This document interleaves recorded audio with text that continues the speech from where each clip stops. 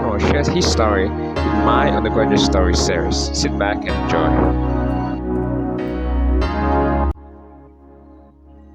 Hello there, welcome to a brand new series of my undergraduate story. This is Padmaris TP and you're welcome. My name is Renyus Manochibuzo. I'm called Pilot Inano. And this is basically a reflection of my undergraduate years as I reflect on the lessons, the struggles, the fun, and there is quite a lot for you to learn. As an undergraduate or not non-graduate, there is something for you to learn. Let's go. So, just before we proceed, take some few seconds to hit the subscribe button to stay updated as we release new videos.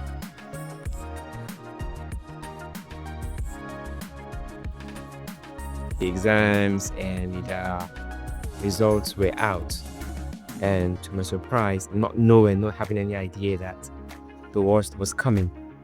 So I checked the result, and to my surprise, what I saw was something I could not contain.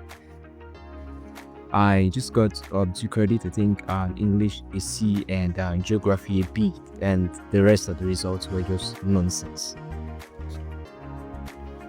So, SMS, what do I do now?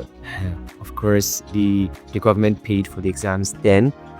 Now it meant that I'll have to pay for another exam. I think I wrote a couple of exams. I wrote NECO exams. I wrote GC exams. I wrote NECO GC.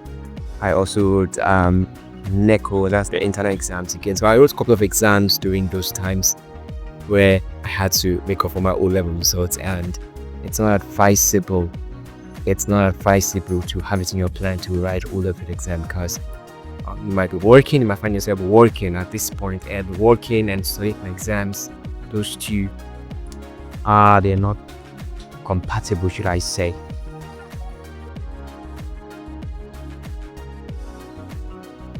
So I had I failed a class. I was still to repeat a class in my SS Honor Senior Secondary School 1. My grades I had mathematics, English, and some other, I think, 2 subjects credit, but the criteria then was that you must have 5 credits. So I have been, those days were really critical, because your mates went up to the next class while you remained in other class sitting with some novices that just came into the school, and it was really difficult and really painful. Had to try to cope and did all I could do until a day came where a list of considered students came out, and to my surprise, my name was on that list, and it was like a game changer. Trust me, it was like a game changer. So I had to move after staying for some months in a repeated class, coming to face all the shame and everything. I was finally moved to join my mates in senior secondary school 2 class. But there was really a lot of lessons I learned during those periods, and that are really remarkable. First off is that failure is not the definition of who you are. Failure could be a hold, or it could be a stepping stone. So these are the things that I never knew then. That's why I like 3 things that I prioritize, and it's sharing, learning, and growing. Without this, life would be very hard at it, first of all.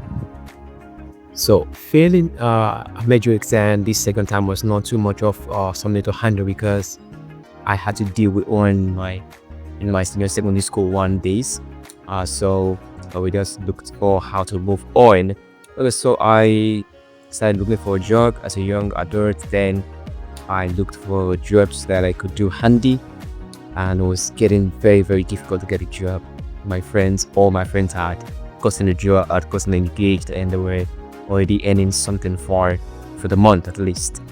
Senior secondary school, when you go to senior secondary school, there's this kind of independence that you feel, and to some extent you should be able to really get some money for yourself and all those kinds of things. So I felt that too. So until a day came that I applied, I think I got information of a vacancy in a school, and that's an international school down in Lagos, where I also got a job.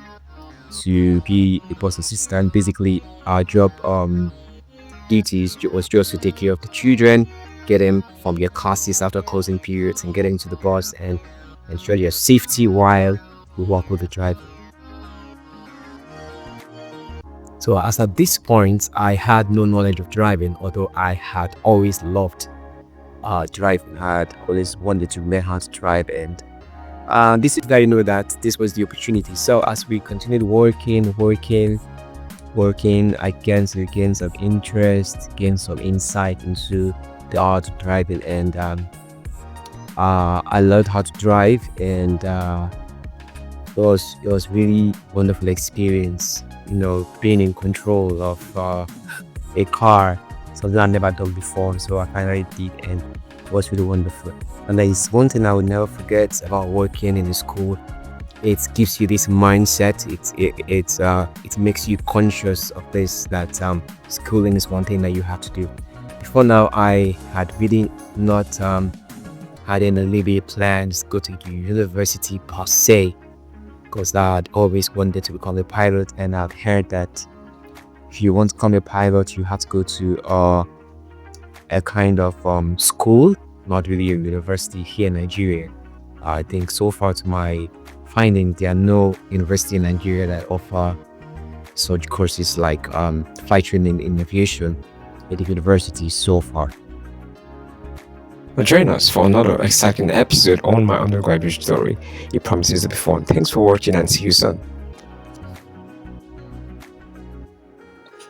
Okay, so to this week's question. Did you work after college days? If you did, was it fun? Was it boring? Let us know in the comment section below. Thanks and see you next week.